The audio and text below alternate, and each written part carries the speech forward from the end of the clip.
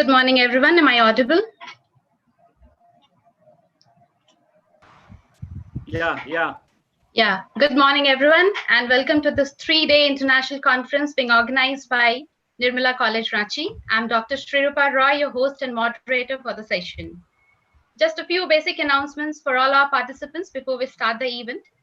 Participants on Zoom are requested to kindly mute their audio and turn off their videos to ensure a seamless progression of events during the session. Participants who are watching us live on YouTube are requested to interact with us through the live chat. You may also post your queries on the Zoom chat box that can be addressed by our experts post-presentation. A feedback link will also be shared with you all on both platforms. Thank you, everyone, for joining us. Honorable Principal and Patron, Dr. Sister Jyoti, Honorable Vice Principal, Sister Shobha, highly esteemed resource persons for the session and advisors, NAAC, Dr. B.S. Ponmudiraj and Professor Amiya Kumar Rath, respected conveners, Dr. Rashmi Mala Sahu, Head of the Department of Political Science, Dr. Afreen Khan, Head of the Department of English, respected CPE Coordinator, Dr. Debjani Roy, respected dignitaries from various colleges and universities across the world, and my dear colleagues. On behalf of the organizing committee of Nirmala College, I extend you all a very warm welcome to the inaugural session of this 3-day international conference on COVID-19 pandemic and its impact on human society, divergent voices and perspectives, hosted by the Departments of English and Political Science. Our journey to excellence over the years with a strongly motivated team of qualified faculty members under an efficient guidance and leadership has been possible only through divine grace. May I now invite our Honorable Principal, Dr. Sister Jyoti, to invoke the blessings of Almighty and inaugurate the 3-day event with her welcome address. Welcome, Sister. Thank you, Srirupa.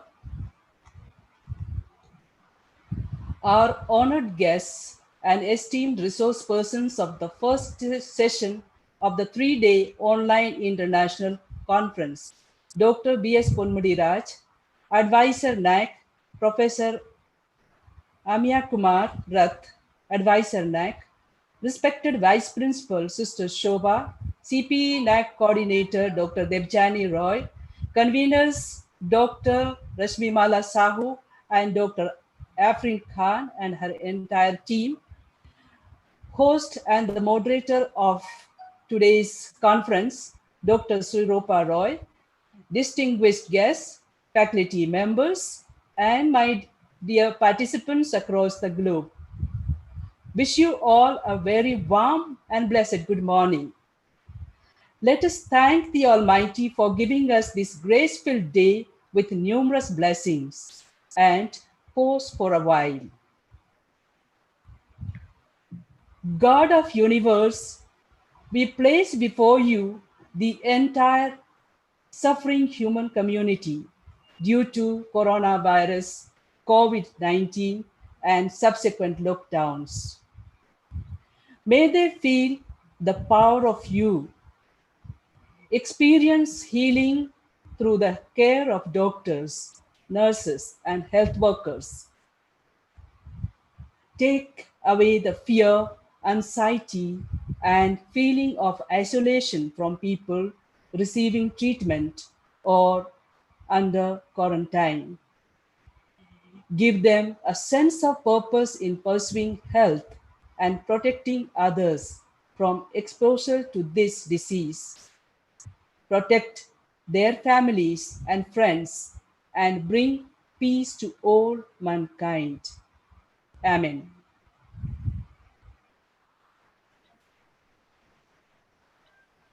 Thank you, Sister. I feel highly honored and privileged to welcome you all to this 3-day online international conference. The COVID-19 pandemic has proved to be a global health calamity of the century and a big challenge for the mankind.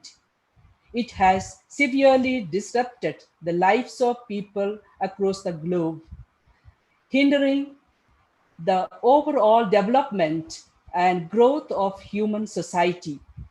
Almost all the nations are struggling to slow down the impact of the COVID-19 pandemic on the human society and devise ways to confront the crisis with innovative approach and strategies. The digitization of the education sector, particularly the higher education sector, is a striking example of this innovative approach. The fusion of education and technology has enabled a kind of an educational reform in India during the COVID-19 era. The transition to online education is a major step taken by the higher education sector to ensure that the students' academic process and development continue unhindered. Keeping this in view, Nirmala College Ranchi, affiliated to Ranchi University Ranchi, a college with potential for excellence, accredited by NAAC with grade A, has adopted, promoted, and maintained the online study culture for the continuous quality enhancement of the teaching learning process. With the transition to the online teaching learning process and infusing a virtual study culture, Nirmala College is moving ahead with technological innovations and achievements, advancement. In addition, the institution is constantly engaged in deliberations and discussions through webinars, online conferences, workshops, and faculty enrichment programs to sensitize the faculty and students regarding issues and challenges posed by the pandemic and also its impact on society to enable them to tackle the situation wisely and bravely. This 3-day UGC CPE sponsored interdisciplinary online international conference is a live example of this innovative practice. To say in brief, the past few months have witnessed the institution adopting to the new age learning and relentlessly trying to come up with solution to the problems posed by the COVID-19 pandemic. Indeed, COVID-19 has served as a catalyst of change by showcasing the importance that virtual technologies have on our ability to maintain our educational standards. Keeping this in mind, I take this opportunity to welcome our resource persons, Dr. B.S. Ponmudiraj, Advisor NAAC, and Professor Amiya Kumar Rath, Advisor NAAC, faculty members, distinguished guests, and dear participants to this 3-day interdisciplinary online international conference and for the fruitful deliberations on the topic COVID-19 pandemic and its impact on the human society, divergent voices and perspective, jointly organized by the Department of English and Political Science, Nirmala College, Ranchi. Someone has rightly said that opening our mind while our doors remain closed and turning our challenges into opportunities might put us all in a better position to achieve success and excellence once the old normal returns. Certainly, success is a journey, not a destination. So let us move ahead with the new wave, with new thoughts, new innovations, and new aspirations. May God bless us all. May God bless our endeavors and support us with good network connectivity. Have a pleasant time. May God bless you all. Thank you. Thank you so much, sister, for your blessings, for the prayer, for your wonderful words, for motivating all of us. Thank you. As the world is passing through an unprecedented time of crisis, with online events like this, the management and faculty of Nirmala College Ranchi is committed to facilitate a common platform for all our academic fraternity worldwide, where, with the intellectual exchange of ideas and vision, we can inspire each other to improvise our pedagogy to build a unified and blended learning system, not compromising on the quality assurance mechanisms and quality benchmark for online learning developed and offered by the higher education institutions. With this vision and hope, may I now invite the convener, Dr. Rashmi Mala Sahu, to present a brief outline of the objectives of this 3-day conference, along with the details of all the 5 sessions. Dr. Sahu. Thank you, Shirupa. Am I audible? Yes. Yes, ma'am, you are audible. A very good morning to all of you. Honorable Principal and Patron of the 3-day UGC CP-sponsored online interdisciplinary international conference, Dr. Sister Jyoti, our Honorable and Distinguished Resource Person, Dr. P.S. Ponmudiraj, Advisor NAAC Bangalore, Honorable and Distinguished Resource Person, Professor A.K. Rath, Advisor NAAC Bangalore, respected Vice Principal, Sister Shobha, CP and NAAC Coordinator, Dr. Debjani Roy, Head of the Department Geography, CP and IQAC member, and a warm host, Dr. Shirupa Roy, Head of the Department Chemistry, all IQAC members, members of the organizing team, all faculty members of Nirmala College, distinguished academicians, distinguished researchers, and participants from all across the globe, and the audience present here today. A new day is always an unwrapped gift from God, whether sunny, rainy, or cloudy. So let us unwrap the gift of today and thank the Almighty for his blessings. A warm welcome to all of you present here today. With immense pride and pleasure, I, Dr. Rashmi Mala Sahu, convener and head of the Department Political Science, welcome our 2 distinguished and valued resource persons from NAAC Bangalore, Dr. P.S. Ponmudiraj sir and Professor A.K. Rath sir, whose useful insights will definitely provide impetus to Nirmala College in its journey ahead towards excellence. We feel privileged and honored to have you amidst us. Thank you, sir, for accepting our invite. I take this opportunity as the convener of our 3-day international conference on COVID-19 pandemic and its impact on the human society, divergent voices and perspectives, hosted by the Department of Political Science and English. This 3-day international conference has been organized keeping in view the following objectives. First, to discuss how COVID-19 pandemic has significantly disrupted the higher education sector, which is a critical determinant of a country's economic future. Secondly, to reconstruct the current pedagogical methods by integrating classroom learning with e-learning modes for a more unified learning system. Third, to enlighten faculty members about the impact of the pandemic, not only on lifestyle, health, economy, and social security from a global perspective. Fourth, to analyze the role of narratives in exploring the impact of pandemic on the society. Fifth, to enlighten the uninitiated about the world of trauma and collective suffering of the differently abled and slow learners and develop innovative methods, teaching skills to cater to their needs. Lastly, to explore and analyze the voices of hope engendered by creative writings.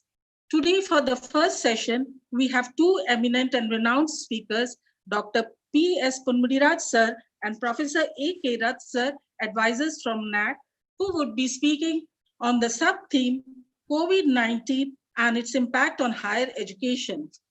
For the second session, which is scheduled at 5:30 p.m., we have an international motivational speaker, writer, author, CEO, Panchgani Writers Retreat, Shabnam Samuel from Maryland, Washington, D.C., USA, who will be speaking on the sub-theme Pandemic Perspectives, Actions, Reactions, and the Global Impact. On the second day, that is tomorrow, 20th July, for the third session at 11 a.m., we have an eminent speaker, Dr. Shreya Bhattacharjee, Associate Professor, Department of English Studies, Central University, Jharkhand, who would be speaking on the sub-theme, Voices of Hope and Wings of Creativity, Surviving COVID-19 Pandemic.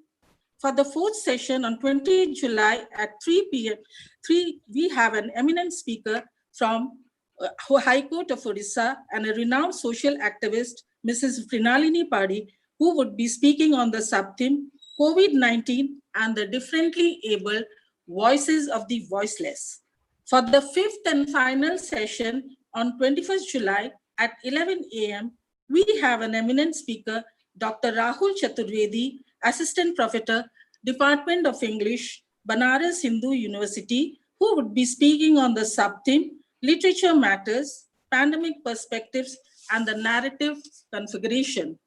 I am sure our 3-day international conference will be highly enriching. So please stay tuned for the rest of the sessions. We value the august presence and contribution of our participants. Meet you again at 5:30 p.m. in the evening for the second session. Thank you, everyone.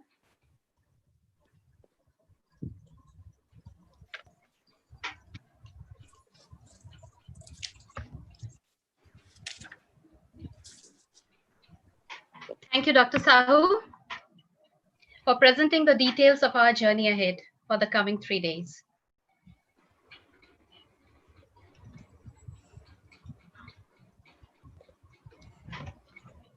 The pandemic has transformed the centuries-old chalk talk teaching model to one driven by technology. The disruption in the delivery of education is pushing us all to figure out how to ensure inclusive e-learning solutions by tackling the digital divide. We are honored to have with us today 2 eminent experts in the field of higher education in India who would guide us all in gaining some insight into how much the pandemic has affected the higher education system and what are the ways out to overcome the crisis. May I now request our CPE coordinator and head of the Department of Geography, Dr. Debjani Roy, to enumerate the objectives of the UGC CPE scheme that is enabling us to realize our vision on so many fronts as we are able to organize events like this for the enrichment of our teachers worldwide. And may I also request you, Dr. Debjani, to please introduce our highly esteemed resource persons for the session.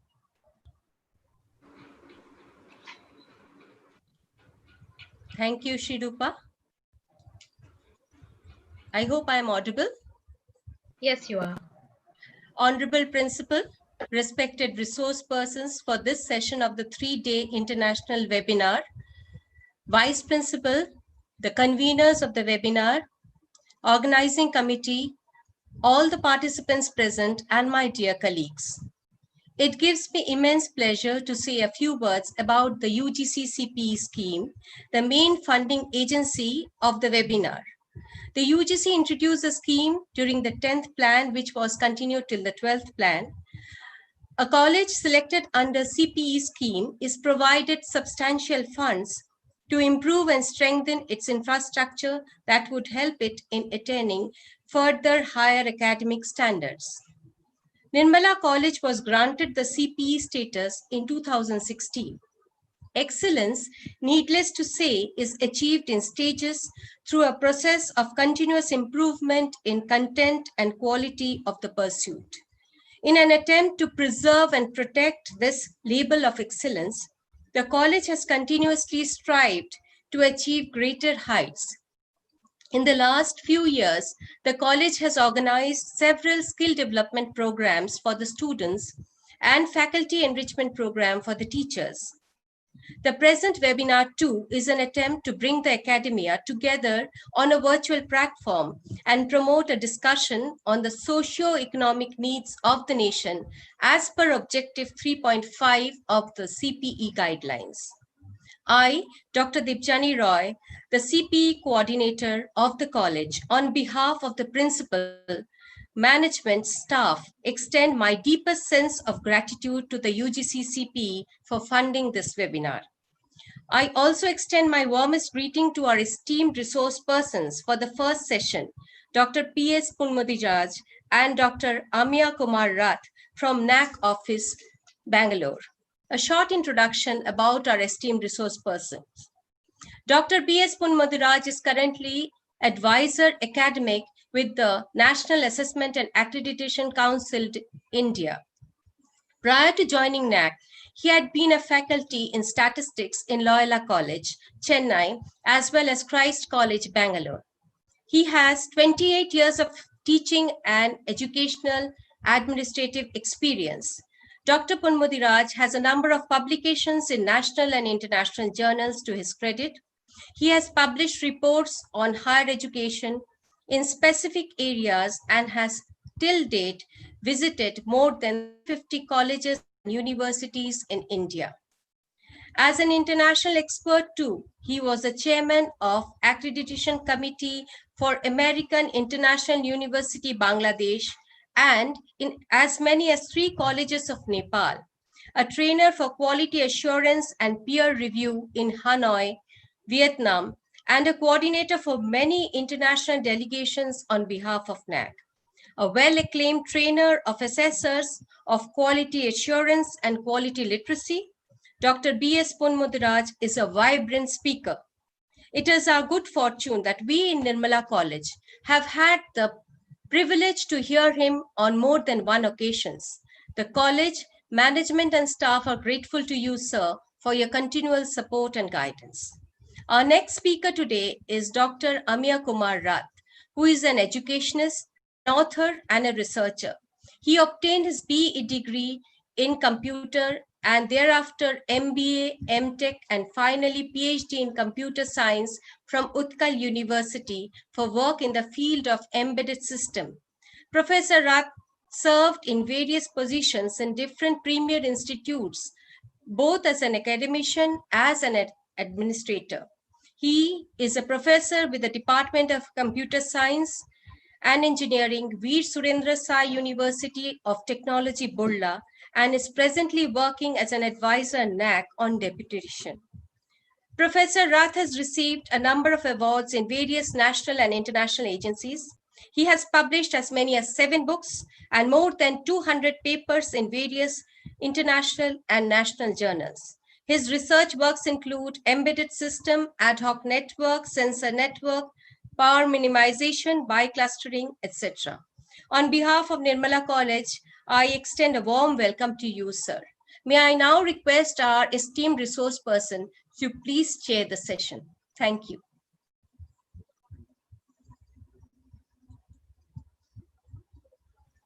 Thank you, madam.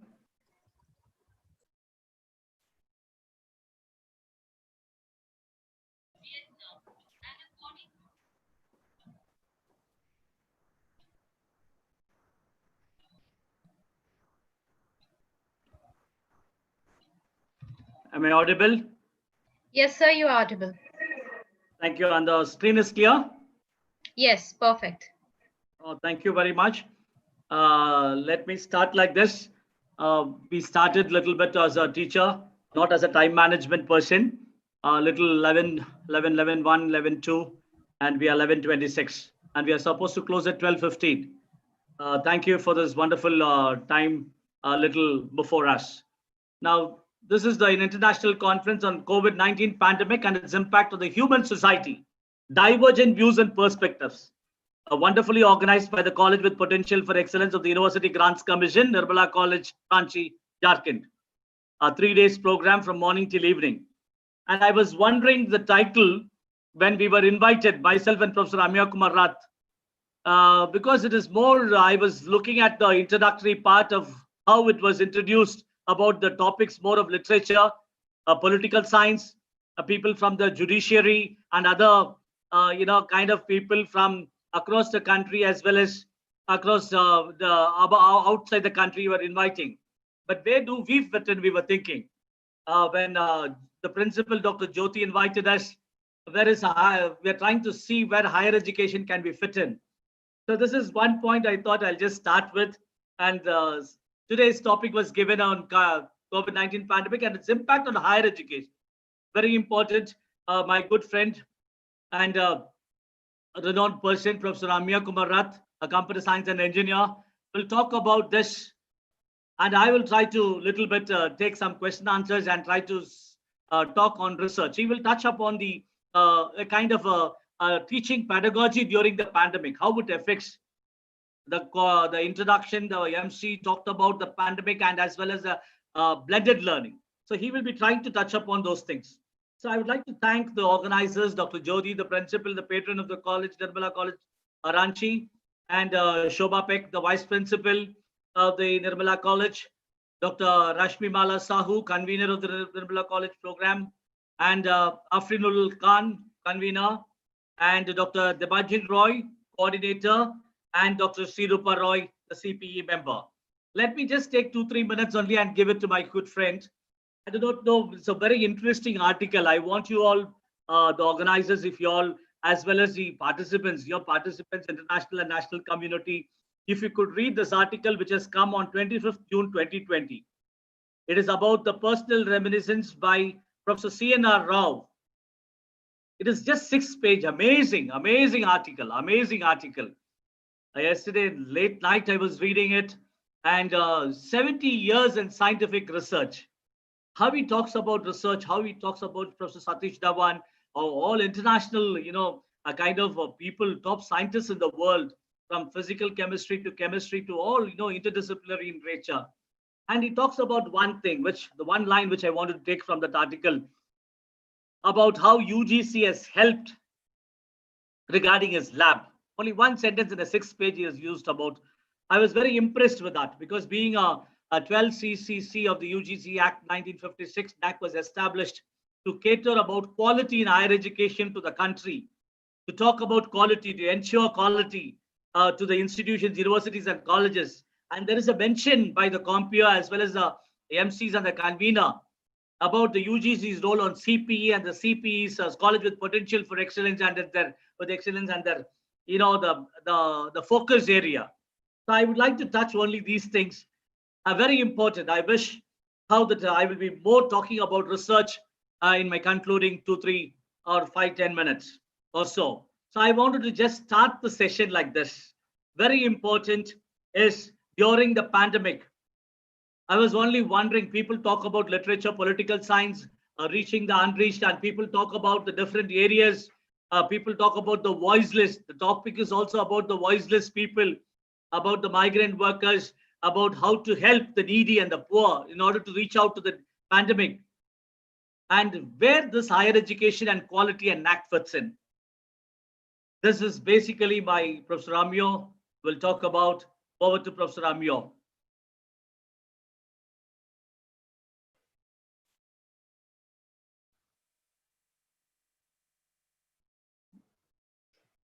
Thank you very much, Dr. Ponmudiraj. Yeah.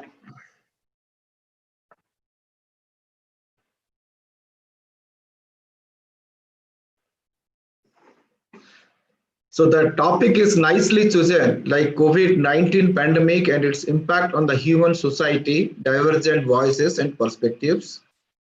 So we'll talk on COVID-19 pandemic and its impact on higher education. My presentation will go like this.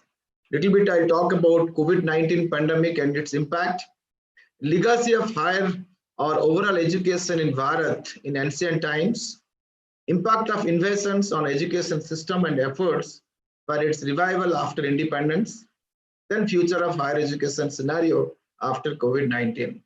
Look at this. This is very important for all of us. Is this typical of you? Too much to do, too little time. Your results don't meet your expectations.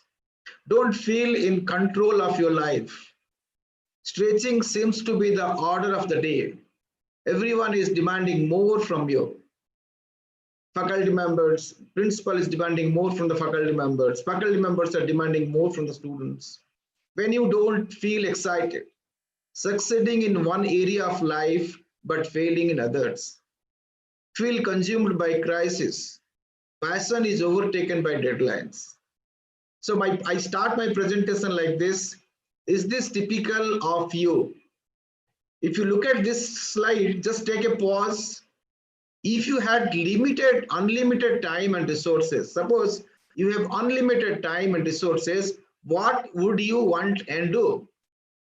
Recognitions, peace of mind, good health, security, wealth, happiness, travel, spiritual matters, giving time to family members, giving time to friendships, close relationship with, knowledge, or free time.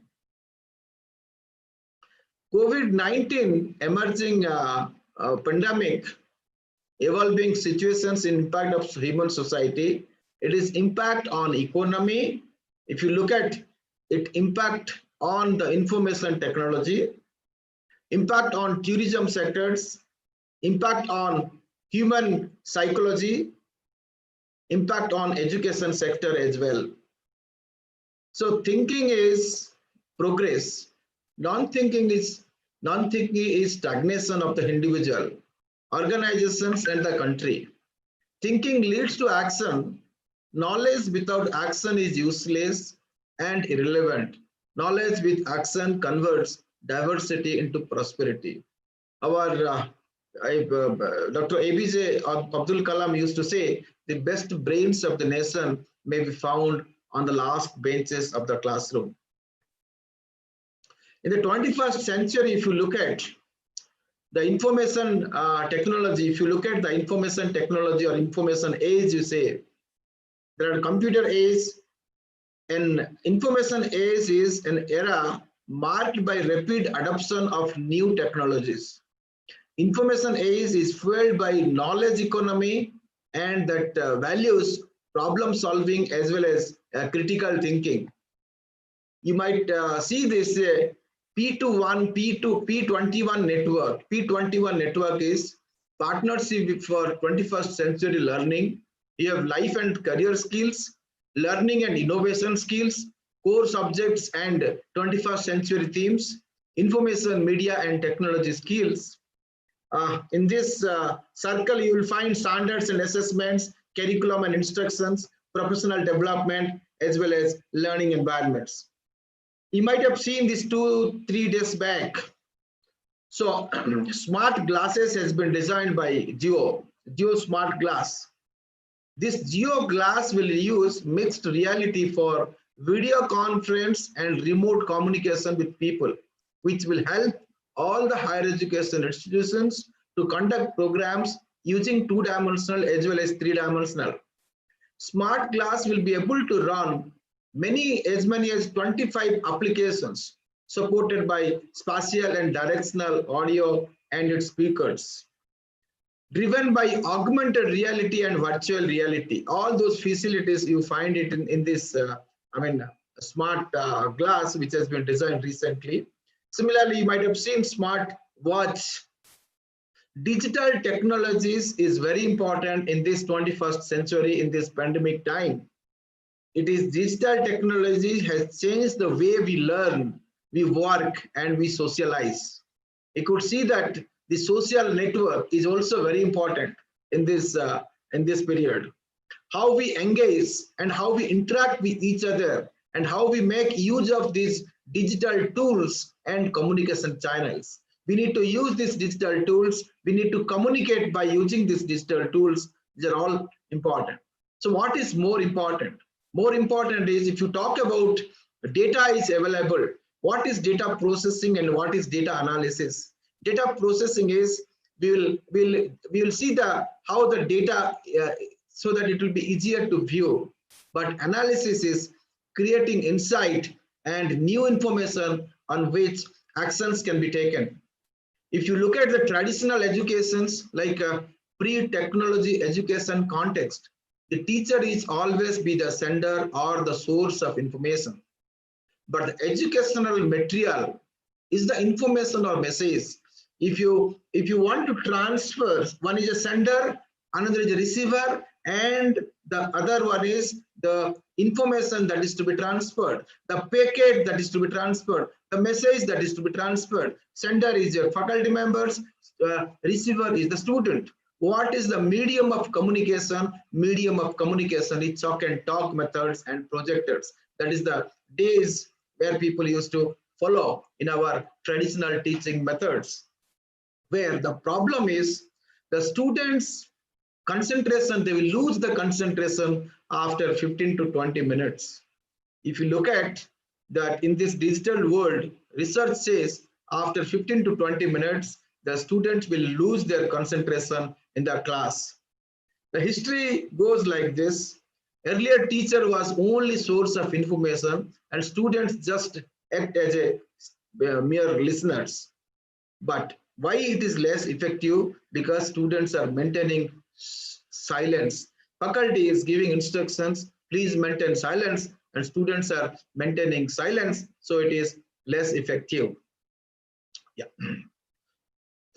So the key challenges are global knowledge-based economies, population, broaden access, increased flexibility, widen student engagement, motivation for staff and students, cutting cost, remaining innovation and relevant, redesigning of traditional courses, and quality. We need to apply some pedagogical approach, research and teaching. They will go research-led teaching. It's not only teaching, that is giving information, whatever is there in the books from the faculty members to the students.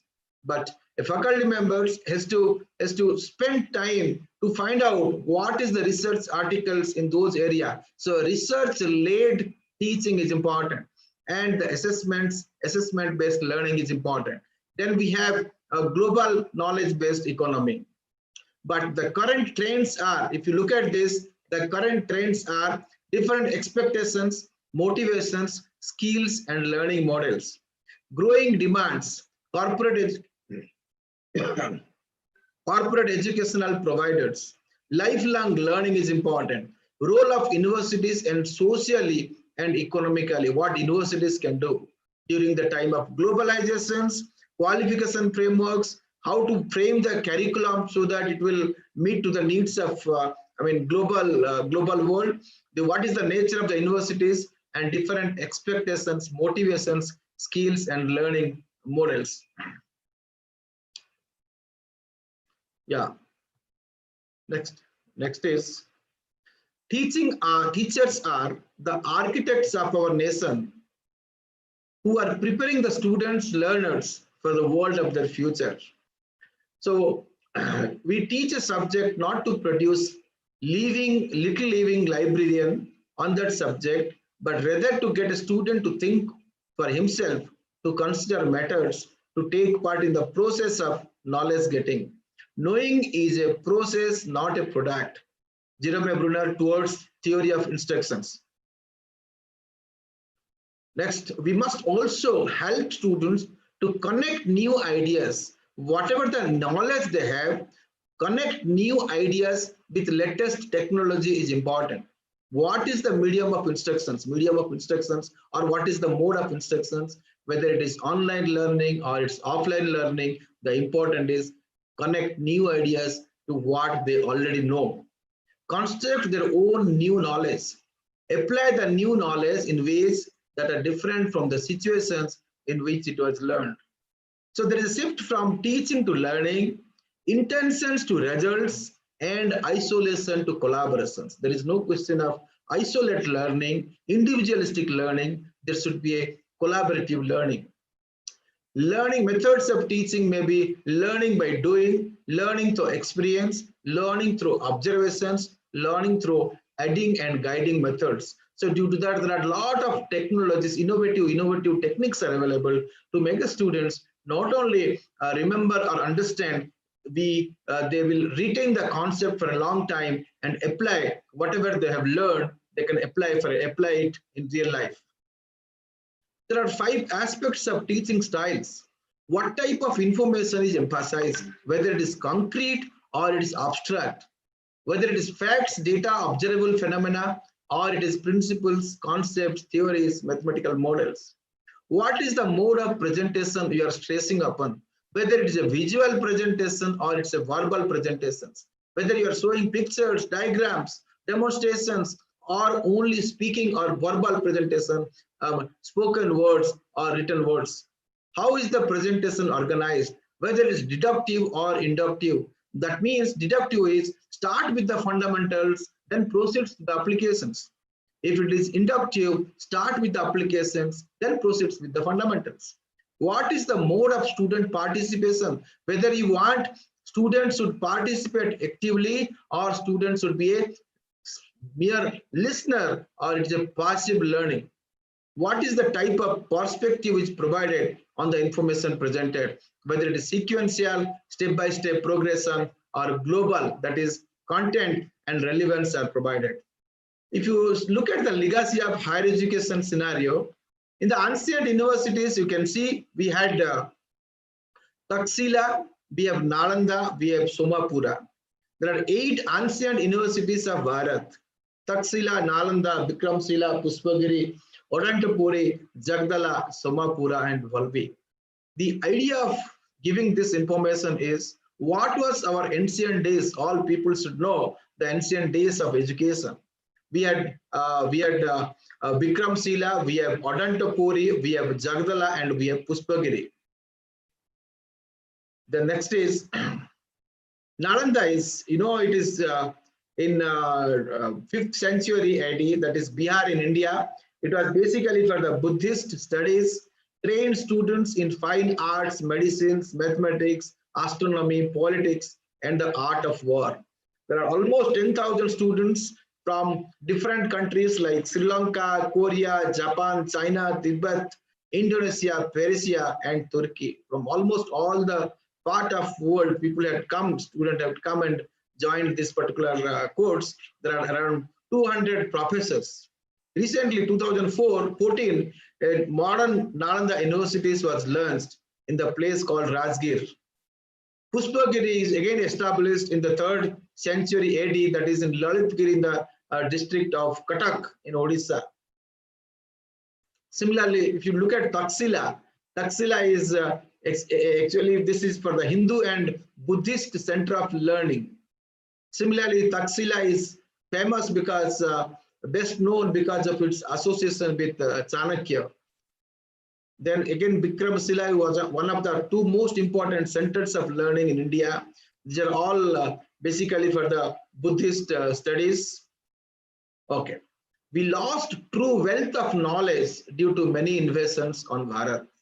From birthplace of Veda to striving to be just literate. Now, the status of education during post-independence period. In 1950, the Government of India appointed Planning Commission to prepare blueprint of development of different aspects of life. Then the main goals of this Planning Commission, this was to achieve universal elementary education and to eradicate illiteracy.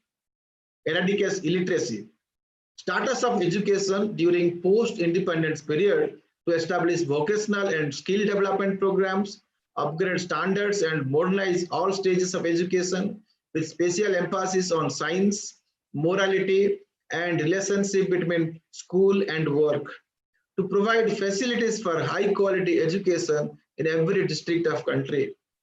So since then, many efforts have been taken to improve the quality of education, but very less was achieved for standardization of higher education for its quality and compatibility to meet social needs as well as global challenges.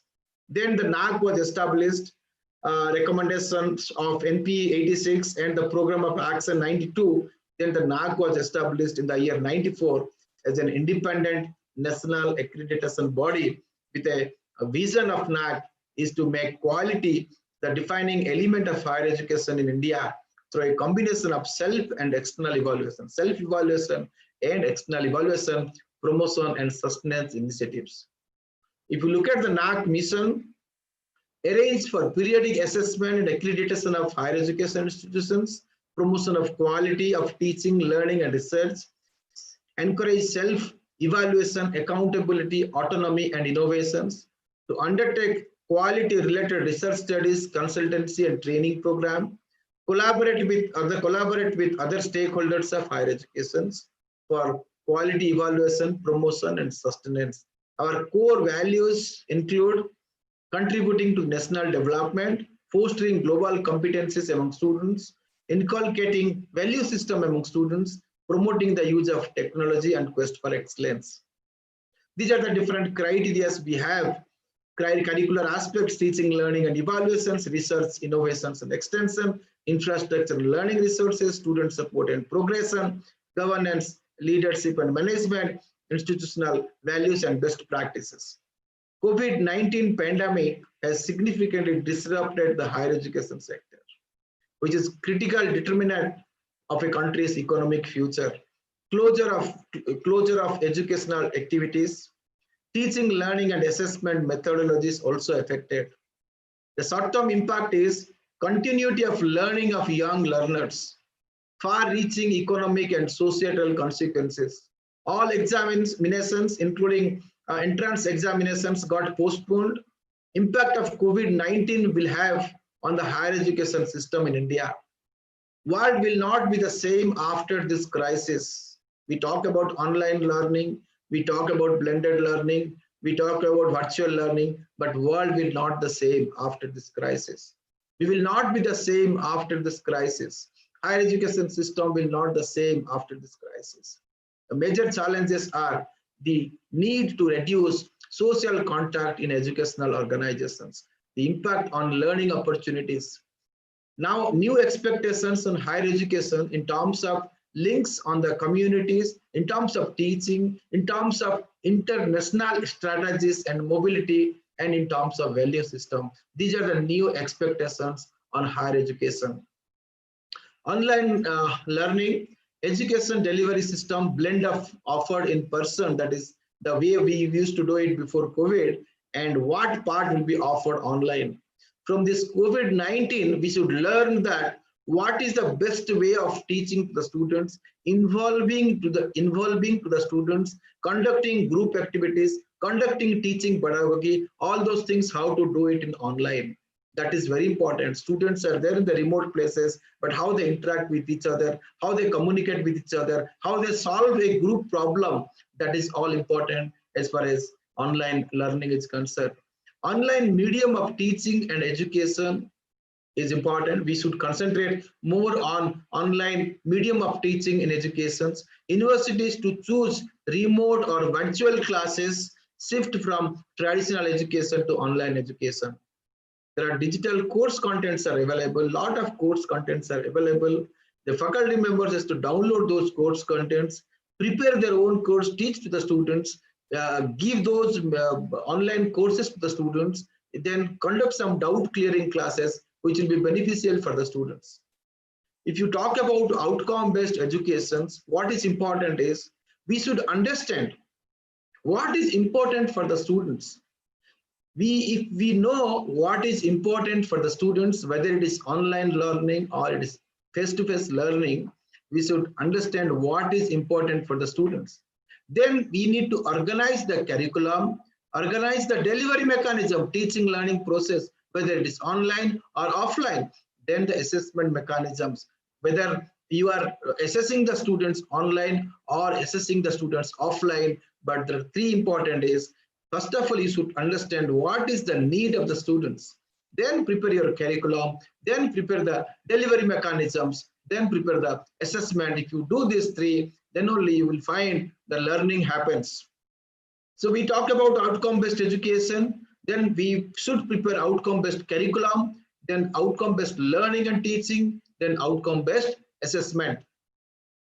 If you look at this, there are vision and mission of the college, then we have program educational objectives, program outcomes, then course outcomes, then you have unit outcome, then we have module outcome. If you go again below down the line, you will find unit outcome and module outcome.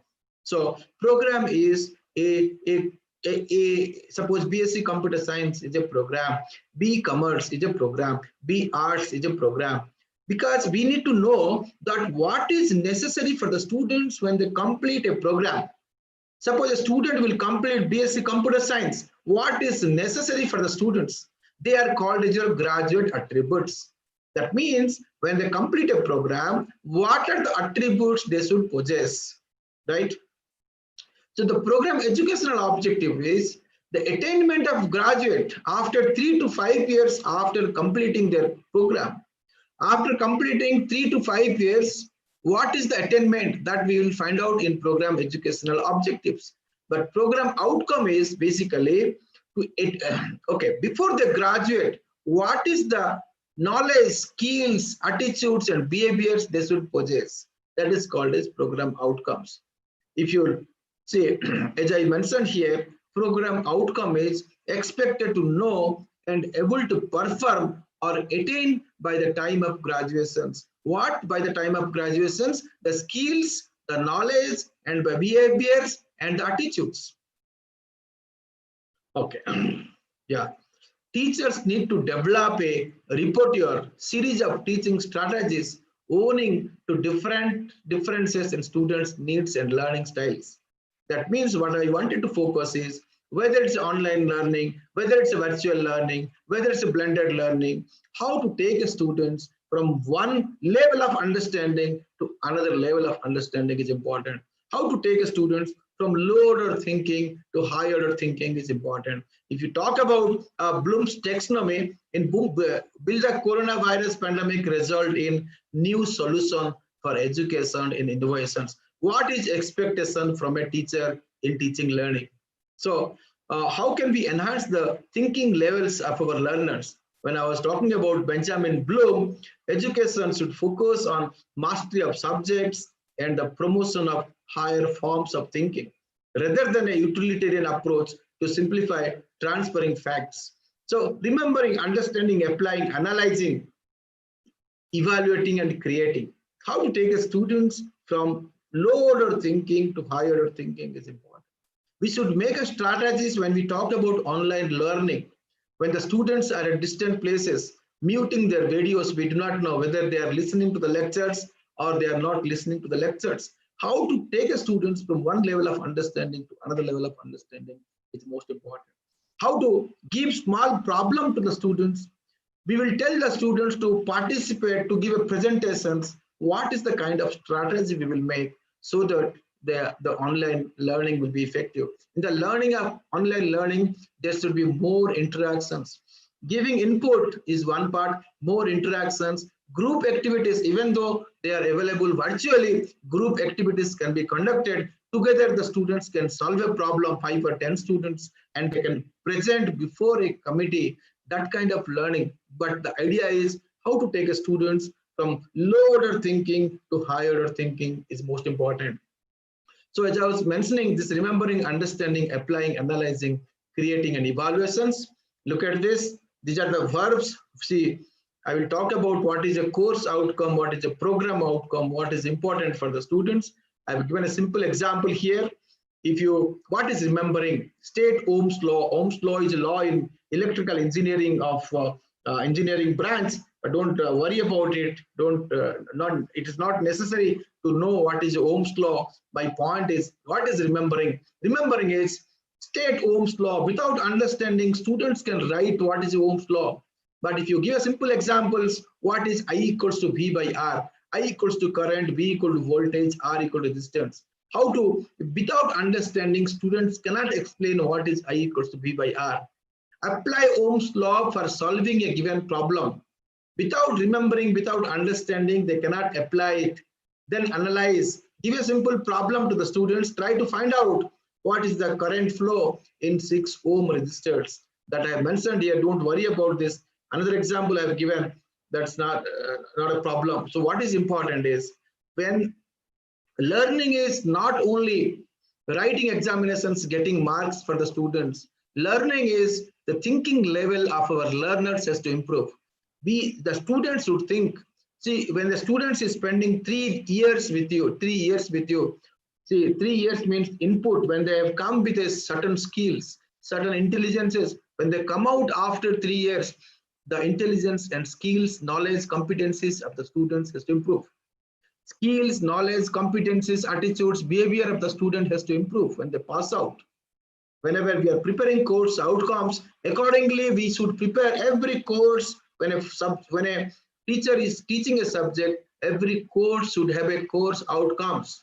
What is the, after completing this course, what is the students they should learn? What is the learning experience for the students? What is the learning outcomes for the students? So when you prepare a course outcomes, it will be like this. You should use Bloom's taxonomy for preparing the course outcomes, because our objective is we need to take a student from low order thinking to high order thinking. I'll give a simple example here. At the end of the course, student will be able to apply information technology in business, understand e-commerce and m-commerce, understand computer basics related to hardware and software. That means every course should have a course outcomes. What is the learning outcomes of the students? Similarly, I will give an example for other course outcomes. Now, what is important is what is a program outcomes, because program outcomes, after completing a program, what is the knowledge and competencies profile of the students? That we need to find out in advance. I will see that after completing my program, after completing a 3 years program, a student should knowledge, skills and competencies, behaviors and attitudes of the students has to improve. What is the graduate attributes they should possess after completing? They should have a knowledge of science and engineering. They should have a problem analysis, design and development of solutions, investigation of complex problems, modern tool usage, engineering and society, environment and sustainability, ethics, professional ethics, environment, individual and teamwork. They can be work individually or they can work in a team. Communications, they should improve their communication skills. Project management and finance, they given an opportunity to handle a project, they should be in a position to handle the project. And finance, handling finance and lifelong learning. It's very important that a student should be a lifelong learners. If the, as I was mentioned, I will mention one thing, that is learn, unlearn and relearn. If you cannot unlearn, then you can't relearn. So learn, unlearn, relearn. Okay, then only this lifelong learning will happen. I've given a simple example of program outcomes, ability to acquire. You have to define your own program outcomes based on the graduate attributes I've defined. Okay, this is something like how this relationship between program educational objectives, program outcomes and course outcomes. It's like a funnel. Course outcomes, then program outcomes, all the courses of different subject, different course. Suppose to complete a program, BSc computer science program, a student will learn 20 courses. All those 20 courses, what is the relationship between the 20 courses with the program outcomes? That relationship we need to find out. Then defining program outcomes, defining course outcomes is important. Then attainment of course outcomes, attainment of program outcome is important. Program outcomes based on the graduate attributes, you develop your program outcomes, then the program educational objectives, then mission. Whenever you have a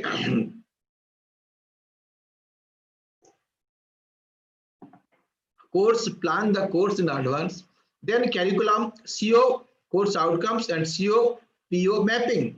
Then you have syllabus, books, lesson plans, question banks, then plan for the test, plan to cover the content beyond syllabus, practical, tutorial classes, etc.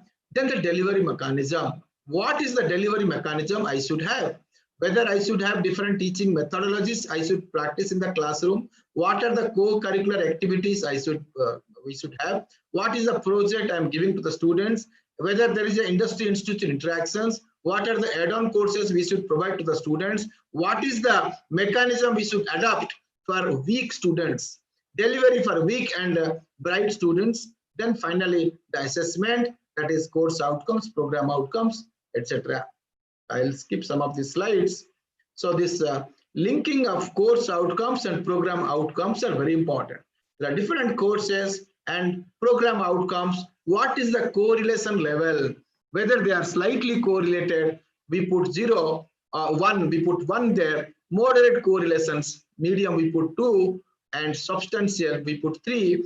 Like that for different courses, we put this particular table. Then we have to do this table for program specific outcomes also. So the program outcomes for BA, BCom, and BSc may be same, but the program specific outcomes are different. What are the innovative teaching techniques to be practiced? We may not be suggesting something new practice, but something which is already available that needs to be practiced. The innovative teaching methodologies may be multimedia and animation, games, snacks and ladders to be practiced, demonstration. Learners learn by observing a faculty perform the skills or procedures, that is demonstrations.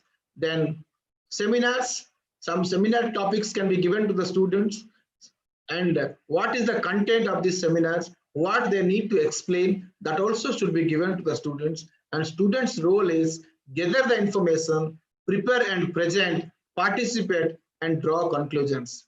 Role play can be simulated, role play can be performed, okay, explain, introduce, assign roles to the students. Role play is a faculty needs to identify what is the best teaching methodologies I should practice in the classroom, so that the students will understand, even it is e-learning or virtual learning or face-to-face learning. Similarly, for group discussions, case studies can be given to the students. Then brainstorming, generate many ideas as possible from the students. Write all those ideas in one place.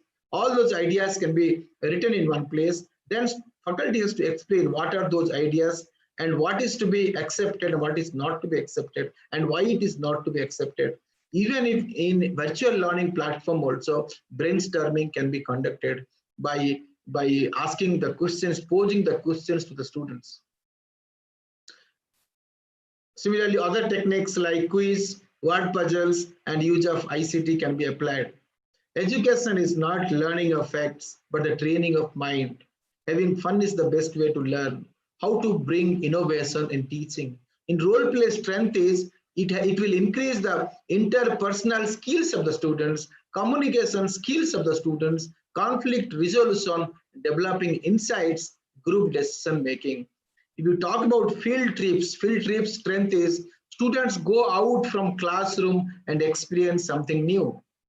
Team building, there is a team building, team spirit will be developed.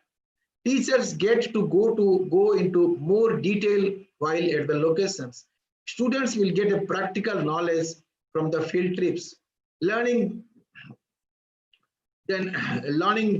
games like strength is you're engaged while learning through playing. Learn social skills like sharing, develop problem solving skills. So every methodology has got some advantages. Teaching with good sense of humor, physically and psychologically beneficial, cordial relationship, relax students and reduce stress, develop harmonious relationship between students and teachers. Group discussion, similarly quiz, strength. Why innovate? When we innovate, we are moving from passive teaching methods to participative teaching methods. Teaching and learning, they go together. Okay, without learning will not happen without teaching. Teaching and learning, they go together. Learning is the center of teaching. Teaching is the cause and learning is the effect. Cause and effect relationship between events or things, where one is the result of the other. This is a combination of action and reaction. When you are moving from instruction paradigm to learning paradigm, instruction paradigm is just giving instruction to the students. Offer course programs faculty centered. Instruction paradigm is always faculty centered. Competitive and individualistic classroom situations. In learning paradigm, it produces learning, produces powerful learning environments. It should be always learner centered, cooperative, collaborative, and supportive classroom situations. So instruction paradigm is a super subset and learning paradigm is a superset. Instruction paradigm is a subset of learning paradigm. Instruction paradigm with apply different methodology, teaching methodology, participative learning, all those will come into the, instruction paradigm plus participative learning equals to learning paradigm. The focus on production of learning and not on delivery of instruction. Focus should be on why and how learners learn, not on what and how faculty teach. Faculty to do less teaching and learners to do more active learning. Use assessment of methods to enrich the learner's learning experience. Change is possible only when I change the way I look at the issues. I remember when we started with, in India, we started with, or in the world, we started with e-learning, people were not accepting.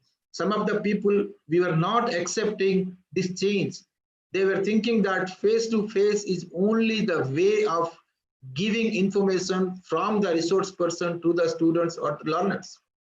But this change, we have to accept it. Still, people are not accepting that this is the best way of teaching the students in the classroom or in the video conferencing platform or in the virtual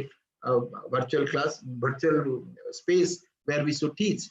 But this change is very important. Change is possible only when I change the way I look at the issues. So, what are the employers' expectations from the learners? What can we do in the college classes that will make them more employable? By taking 300 academicians, a survey has been conducted. This says that student has to develop their oral communication skills. They should develop analytical and critical thinking skills.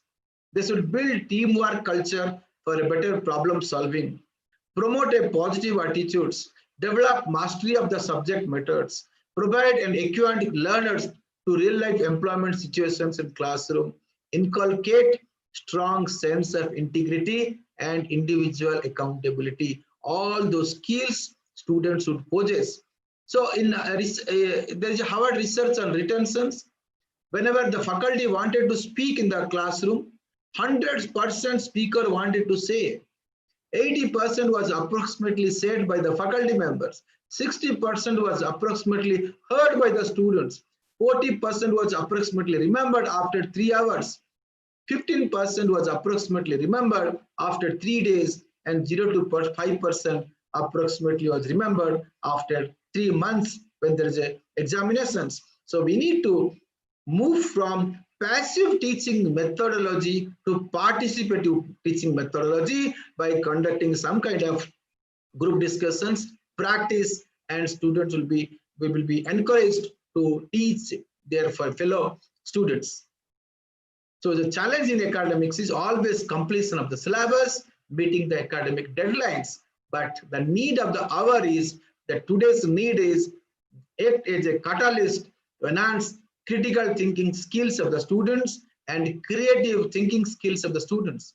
Encourage interactive teaching, ensure well-planned session. If you don't teach properly, then learning, you will get a situation like this. So blueprint of a faculty members is good motivations, good industrial exposure, enhanced teaching learning process. The outcome is consistency in performance, better content delivery, and involvement in research. So blueprint of a student, expectation of a student is competency-based curriculum. He wants very good curriculum, state-of-the-art laboratories, good faculty members, and good ambience. And outcome is academically sound, soft skills, professional approach, and diversified competencies. Blueprint of teaching learning processes, modern teaching aids, need-based curriculum, improved and person-independent evaluations. The output is higher acceptability, concept clarity, learning to learn skills, and diversified competencies. So there is a paradigm shift. Tell me, I will forget. Show me, and I will remember.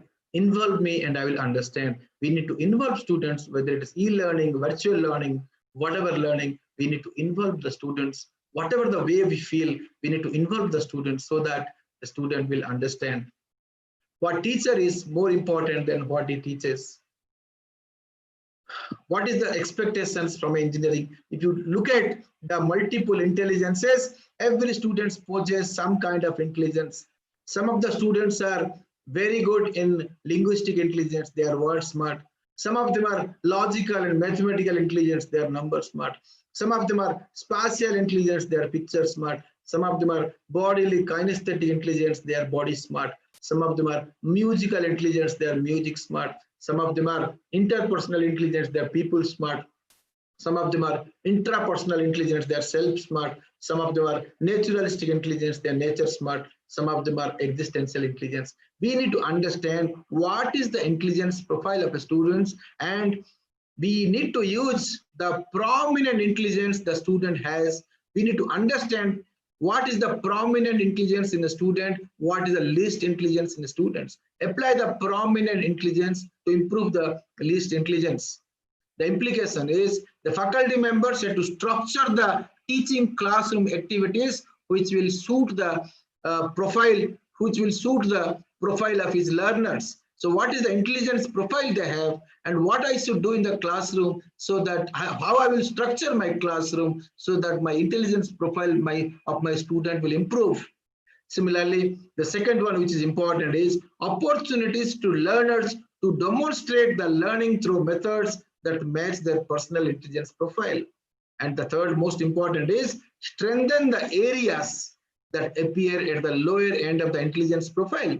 If somebody is not good in the communication skills, when they spend 3 years with you, it is the duty of faculty members to see that the communication skills of the students will improve. If somebody is not good at the mathematical and logical intelligence, you have to do something, so that the mathematical and logical intelligence of the students will improve when they spend 3 years with you.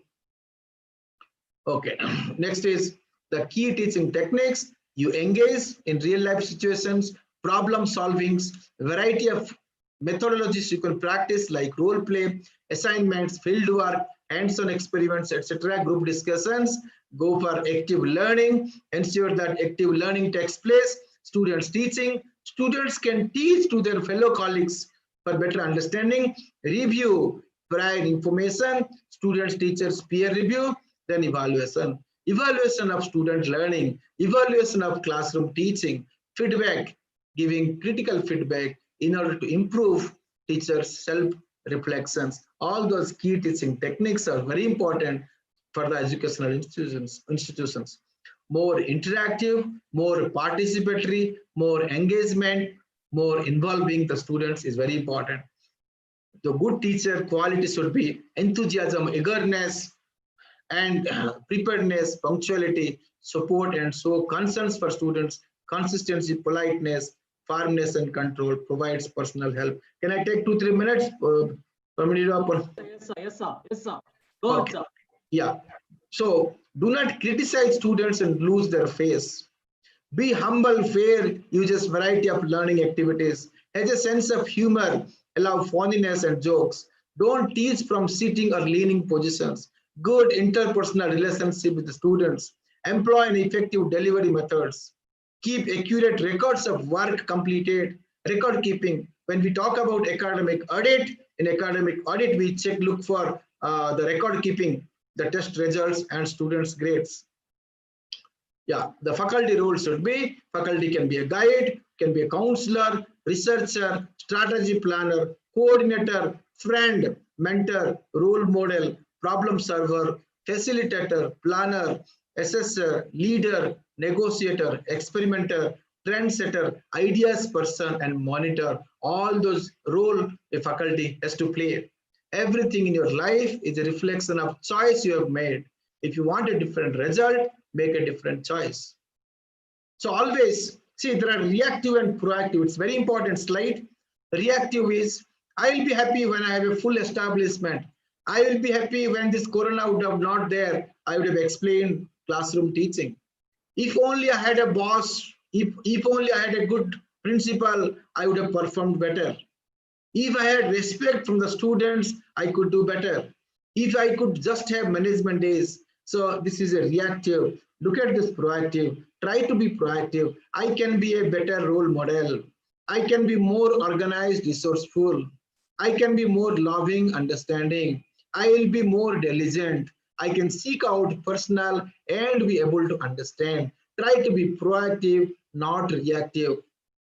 Face-to-face Indian education system, face-to-face or physical teaching, few uses audio visual aids. Not equipped with technology. That is the problem we are facing with rural India, rural place. no practice and motivations towards online learning, no knowledge of online examinations. Survey by Times Higher Education in 2018, leaders of well-known global universities were of the opinion that online teaching could never match with physical room teaching. It's a survey by Times Higher Education in 2018. The digital shift in India is relatively new because we are not habituated with digital education. Indian colleges will take time to handle the changes and be open to new methods. We are all acquainted with lecture-based approach of teaching. We are acquainted with face-to-face teaching, but digital teaching is more evident in schools, and the school students, teachers, parents are more comfortable with this approach of online teaching. Blessings in disguise for the universities in India.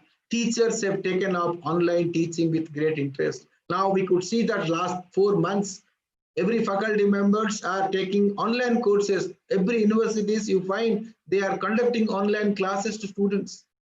They are taken up online teaching. Initially it was difficult, but later on they started taking online classes. Digitally proficient students are going for online learning with great excitement. Use IT online platforms to facilitate pooling of brains and creating an environment that promotes team learning. Universities of tomorrow have to strengthen their IT infrastructure and to be ready for COVID-like situations. Every institution should strengthen their IT infrastructure. Online teaching pedagogy should focus on objectives or outcomes of the online teaching should be collaborative learning and quality of e-resources. Challenges are internet connectivity, affordability of high-speed connectivity, security of e-portals have emerged as major issues for the immediate attention of the government and the service providers. Security is a major concern. Upgradation of IT infrastructure is very important. Problems of rural India, still people are facing difficulties in rural places to access to internet. Professionally oriented teaching learning environment. Faculty members should be trained how to provide online educations, how to involve the students in online education, how to conduct group activities in online education, how to conduct different teaching methodologies in online education is very important challenge for the faculty members. Faculty members should take up training program to make the students teach in online education. Major education problems that students and educators currently face. Students caught in the crossfire, exams either did not happen, many of the universities exam did not happen or were left in the middle. Some of them have conducted online examinations online, then they have stopped conducting online examinations. Students 1 year away from college leaving examinations, education disruptions, recruitment of students, placement, some innovative solutions. In the event of COVID-19, online teaching has become a necessity for the colleges in India to look for innovative solutions in a short period of time. The anticipated changes could be grouped in 5 categories. Anticipated, what are the anticipated changes? Let me tell you, the changes required immediately to deal with issue of continuity of teaching and research. Changes required to maintain employability of students already placed or likely to be placed in jobs in the next few months. The long-term changes caused by the sudden shift in process, behavior, and new resource development. Changes in the working model of higher education institutions in terms of ability of parents, students, and afford higher education. And micro level, changes needed for regulating and facilitating quality higher education in changing times. Boost employability skills of students, technology apps that enable live classroom sessions and virtual labs. So there are 40,000 plus higher education institutions in India. Challenge is how to impact quality education to the students. Institutions must align learning, assessment procedures, and criteria with the new online curricular and pedagogical approach.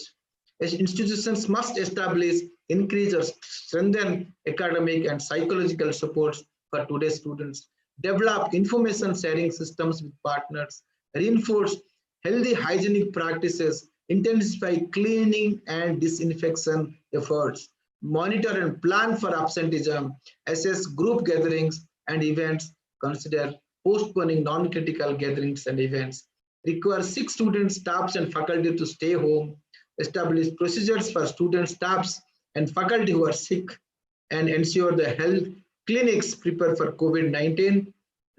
Expectation is know everything, do everything, work with anybody and anywhere, imagine and make it a reality. If you talk about education and technology, we are moving from leaves writing till internet and greatest impact. So nation's education is information society, knowledge society, and competitive society. To achieve quality, we need to work together, collaborate with others, tolerate differences, respect diverse views, because none of us is as smart as all of us. Closing remarks. In life, it is not the most talented who survive, not the most intelligent, but the ones who are most responsive to change. And the change, real change, can happen only when you listen to your inner voice, the intuition, and it is never too late. Take risks in your life. If you win, you can lead. If you lose, you can guide. Thank all of you for participating. Thank you. Over to Dr. Ponmudiraj. I have taken 9 minutes extra. Yes, sir. Yes, sir. Yes, sir. Very useful and fruitful, because there was 2-3 minutes. We took a lot of time for business of inauguration. It was wonderful. It was wonderful. I do not know about the organizers. Before I could go to my presentation or just interaction, there are 3 main questions. Others are all compliments. I went through the chat box. One is there was a slide I already put about rural places, Andaman and Nicobar Islands. There is no connectivity. Sometimes it is very less. Any remark on it? Professor Amiya, I could add little later, or I could start also. There is a question. We will just take 2-3 question answers from the chat box with the permission of the organizers. Okay. Yeah. Can you go So ahead? what is the reaction? Andaman Nicobar Islands, how to do online teaching and things like that they have asked. See, but online teaching learning, you should have an internet connectivity. That is very important. Without internet connectivity, okay, then it will not be a problem, not be difficult to conduct online learning.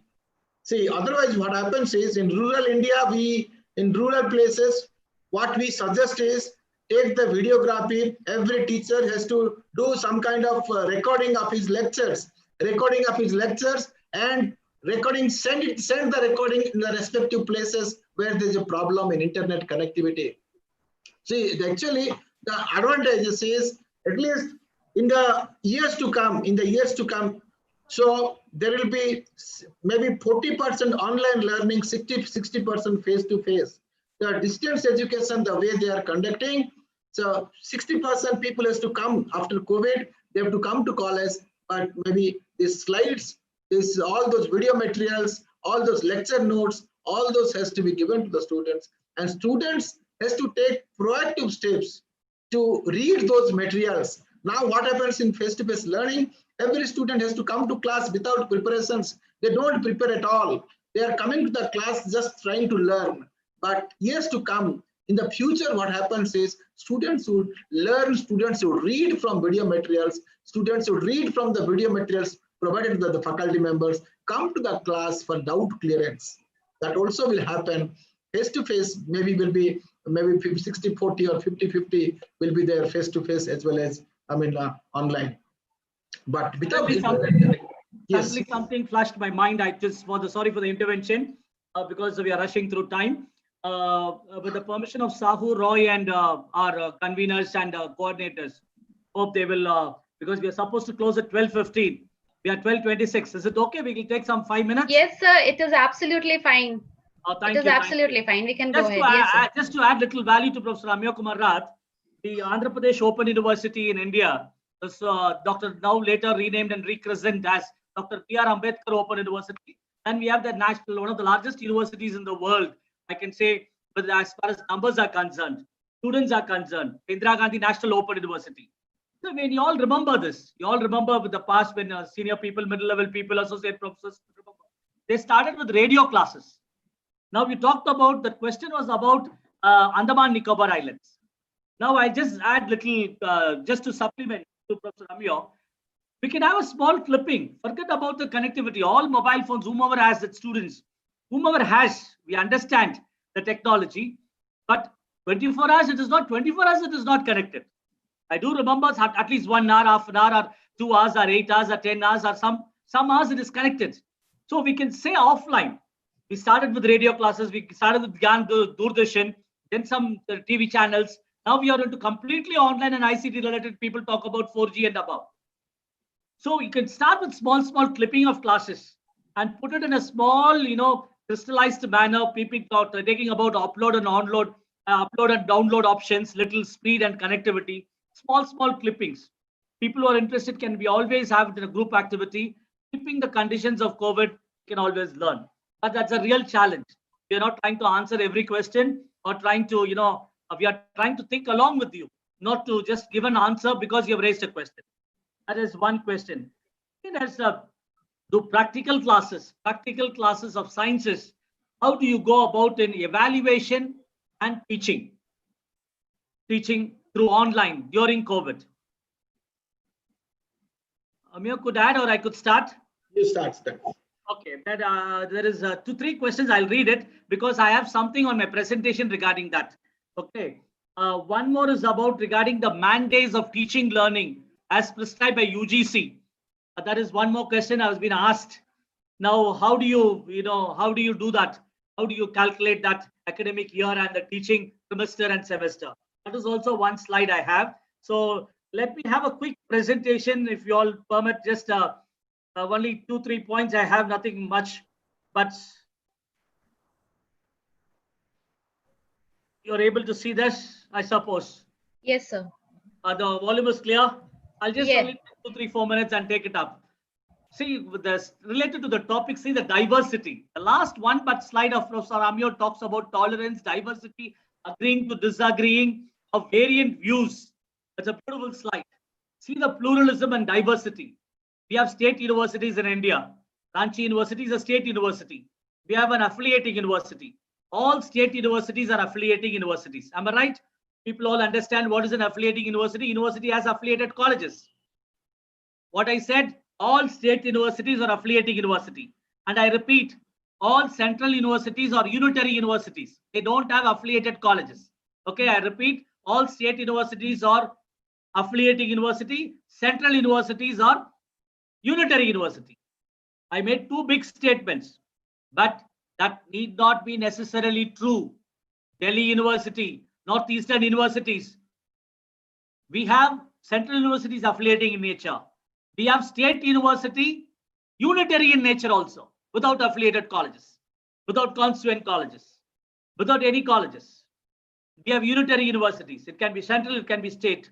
We have deemed to be universities, aided, self-financing, and purely government of India. And state universities are there. State deemed to be universities. State fully funded. We have private universities, totally state private universities. Private universities who are on 2F and 12B get little grants from other ministries. We have de novo university. We have foreign universities, world-class university. The vice chancellor is called as a CEO. It's the government of India. SARC universities. We have central universities. See the diversity. I just want to impress upon you during the COVID-19, and at least only 3-4 slides I have, not big. Institution of national importance. Institutes of national importance. We have IITs, IITs, IIMs. You must understand the model. I was happened to be in one of the IITs where we are talking about schools, faculties, departments, structures, controller of examinations. Nothing. Everything is very, very innovative. Complete autonomy. We have Indian Institute of Science. We have national universities. We have NISER and a Department of Atomic Energy. Very important, NISER. Recently, our Honorable PM visited NISER. Then we have ISERs. We have All India Institute of Medical Institutions. See the variety. Now we talk about COVID. Now we are talking about higher education and its impact, teaching, learning, practical examinations. Within the affiliating university, see the problems. See the diversity. We have constituent colleges. That means university maintained colleges. They are private, they are government, they are university. They are aided, they are autonomous. In Ranchi, in Jharkhand, you all understand. We have NP University, we have Ranchi University, we have other universities. We have constituent colleges, which are private. We are autonomous, which are constituent, fully funded by government. We have government colleges, we have affiliated colleges, we have private aided colleges, granted aid colleges, self-financing colleges, granted aid colleges, self-financing in nature, totally unaided. Autonomous, combination of autonomous. There are state autonomous, UGC autonomous colleges. As far as NAAC is concerned, we consider UGC autonomous colleges as autonomous colleges. And we have rural colleges, urban colleges, tribal colleges. You all understand the combination. We can go for anything. Let me concentrate on three things. University people are there. I know many people are the participants from university. Every webinar we go, we have a lot of known people. New people are also there. Our assessors are there. People from dental colleges, Sanskrit colleges are listening. From Varanasi, here, there, everywhere. And it is all on live going on. Live web streaming is going on. I'll try to concentrate on government and private. We have aided and unaided and self-financing. What we call unaided is self-financing.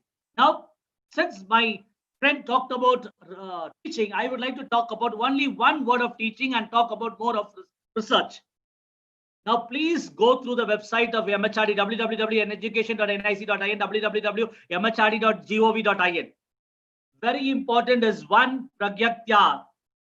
Beautifully, there is a NCRT document, 38-page document. I wish all the teaching staff, assistant professor, associate professor, professors, vice chancellors, principals to go through this document. Beautiful Government of India document, prepared wonderfully, and see the acronym like plan, like our plan we talk about. Plan, do, check, PDCA cycle. Plan, do, check and analyze, and plan, do, check and act. Plan, do, check and analyze. Plan, do, check. We do PDCA cycle. We do PDCA SI cycles in normal industrial terminology of quality. Second is about research. Third is about, please go through the UGC website. During the COVID period, enough communications have been sent about grievance portal, about examinations. Yesterday, there was an article by the Secretary UGC, a press release to all the universities and colleges. I would like to show that in a couple of minutes. And see, all your questions are answered. People are putting a lot of research. And I say research, it is not pure departmental or a high level or an empirical study of research. The policy makers, the MHRD, UGC, MHA, they put a lot of effort regarding schools and colleges and try to see when should be the examination, by July. And they reverted back and said by September. Then there is a lot of portal based people are communicating to UGC how many people are responding when they wanted to have the exams. Online, offline and online, purely pen and paper. Combinations are given. Please go through the letter and spirit. I would like to talk about one on research. Please go through it. College teachers, university teachers. The first 4 slides talk about 2-3 talked about only about engineering and professional colleges. And there are more 5, 6, and 7 which I have not put, but you can go through the website of MHRD. Huge funds during the period has been given for experimental research, especially the initiatives by NITs and IIST Shibpur has been given. Please go through that. I have a screenshot of everything. No, it can be a small political science research. I was wondering how a political science and an English department in Nirmala College can join together and have a program. When I was recollecting, I was told by one of the directors of DRDO, talking to me about National Institute of Medical, medical NIMANS, mental health and mental health and neurosciences in Bangalore, Institute of National Importance, of mapping the brain mapping with a literature student. I was zapped. The idea given for an English literature student to do brain mapping with a medical doctor on neurocognizance. So this is where intradisciplinary research comes. Engineering people with arts and science people, medical people with engineering people. Please go through the support available. Government of India has given a lot of support, projects, proposals, especially on COVID-19, 3 initiatives. Many are there. I'm mentioning only 3 initiatives by the IITs. Just go through all the proposals. You can beautifully view all this on the website. It is free. You can just see it. And we can talk about IIITs through R&D, especially on public-private partnership models. So people try to see on the research part. I am more talking about research because my friend spoke more about teaching learning and on the intelligence and on the course outcomes and about online teaching. Now, impacting research in technology, especially socially relevant science and engineering challenges with 50% MHRD and 50% from other ministries they are funding. A beautifully funding model similar to the next one, Uchita Ravishkar Yojana. Now, projects to promote innovation of higher order directly that impacts on the needs of the industries. It can be agriculture, it can be anything of social sciences and languages, also inclusive. 25% comes from industry, 25% from other ministries. A beautiful funding model. I wish all the teachers and the assistant professor, associate professor of colleges and universities could spend some time and write proposals and get a lot of research projects, national and international. We do understand the COVID challenges. We do understand the complexities of internet connectivity, electricity, rural places, tribal places. But don't give up, please. This is only a request. This is yesterday by the Secretary UGC. Out of, see the figure, 945 universities. 755 have responded regarding final year, semester, final year examinations. See 560 universities, out of which have either conducted or going to plan conducting the examination. A simple slide, please go through this. It is available. It is available through all the university registrar, vice chancellors, to all the colleges. At least go to the website of UGC to find out the latest communication. Very important. I'm talking about the examination point of view of the students, because examinations either for MPhil, PhD, DSc, DLET, or whatever the thesis has been submitted. I was talking about Professor C.N.R. Rao's article. If you can go through when he was submitted to his DSc, when he was from Purdue or somewhere in the US university. After 3 years, the University of Mysore called and gave him 2 years, I suppose, honorary DSc for his thesis. So like this, examinations, this is the slide which has been told by the MSRD to have on gender studies cells in collaboration with the UGC. There's a communication on 16th March, and subsequent on 25th June 2020, UGC has given a circular on gender sensitization. Women's Studies Center for University may conduct on webinar on gender bias, stereotyping, gender equality, and women's rights. This is where research, teaching, and extension comes together. Just a small 5-point strategy on research. I mixed up extension. I mixed up a little bit of teaching for you all. Thank you, ladies and gentlemen, for a small, thought-provoking sharing on research, especially with hand in hand with extension. How during the COVID period, higher education institutions are very much affected. We understand that most so is the school education, but most of the schools and most of the colleges, celebrities are taking over. Today's newspaper headlines you would have read about it.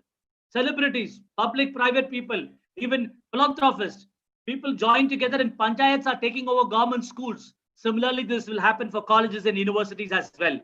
So we will not give it up. During the COVID, we'll go ahead. We understand the constraints of the technology, connectivity, electricity, affordability, but still there is a way out. If we all pull together our resources and minds together, where there is a will, there is always a way.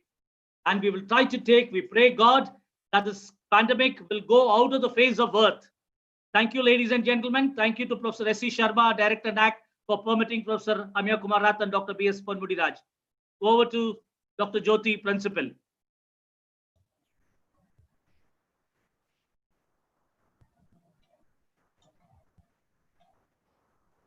Roy.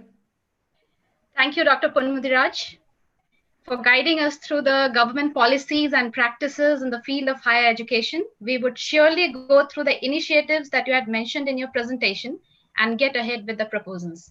Thank you. It is always a pleasure having you with us, and your talks have always been helpful for us to ensure quality in our institution. Professor Rath, for reminding us the rich legacy of our Indian higher education system and building a resilient higher education system in the long run that can withstand any unforeseen situation like this. It is important to reconsider the current delivery and pedagogical methods in higher education for focusing on outcome-based education and practice of innovative teaching learning techniques to nurture the employable skills of our students. Thank you, sir, for highlighting the challenges and showing us the ways to transcend our limitations with focus on much needed transition from a passive to participatory teaching methodology and strengthening of IT infrastructure in all our higher educational institutions. We are grateful to NAAC for ensuring quality in higher education institutions and express our deepest gratitude to our honorable advisors for guiding us through from time to time to ensure best practices in our institution. Sister, would you like to say something? Thank you, Dr. Srirupa. I am extremely grateful to the NAAC for permitting Dr. V.S. Ponmudiraj, Advisor NAAC, Bangalore, and Professor Amiya Kumar Rath, Advisor NAAC. It was very pleasant experience and pleasant to listen to you, sir. Very informative, excellent presentation. I thank you wholeheartedly from bottom of our hearts. On behalf of management and faculty members, I thank you. Thank you so much. Thank you, sister. Professor Amiya, would you like to say any words? Professor Amiya? Yes, Ponmudiraj. No, you go ahead. Like to say any words? No. Thank you.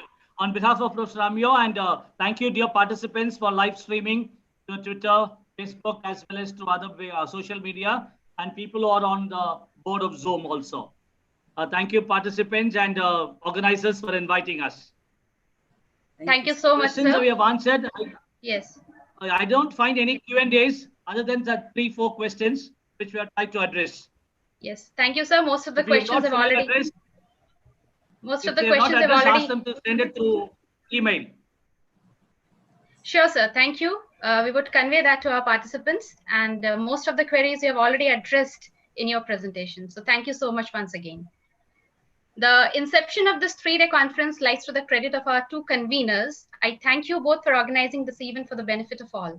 And I take the privilege to express my deepest gratitude to our Honorable Principal for gracing the occasion and for all the guidance in actualizing the conference.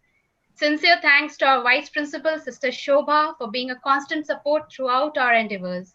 Expressing my deepest gratitude to all my fellow members of the organizing committee for all the meticulous planning and arrangement of the event.